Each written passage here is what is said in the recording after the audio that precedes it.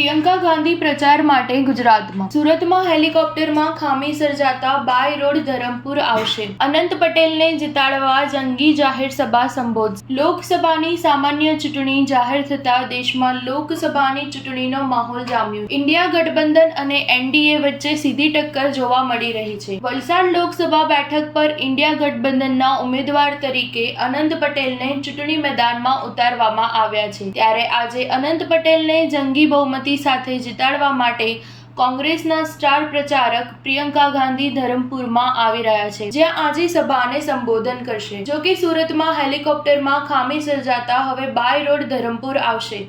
કોંગ્રેસના પ્રચાર માટે પ્રિયંકા ગાંધી ગુજરાતના પ્રવેશે આવ્યા છે. પ્રિયંકા ગાંધી કોંગ્રેસના વલસાડ બેઠક પરના ઉમેદવાર અનંત પટેલના પ્રચાર માટે આદિવાસી વિસ્તાર ધરમપુરમાં જાહેર સભાને સંબોધન કરશે.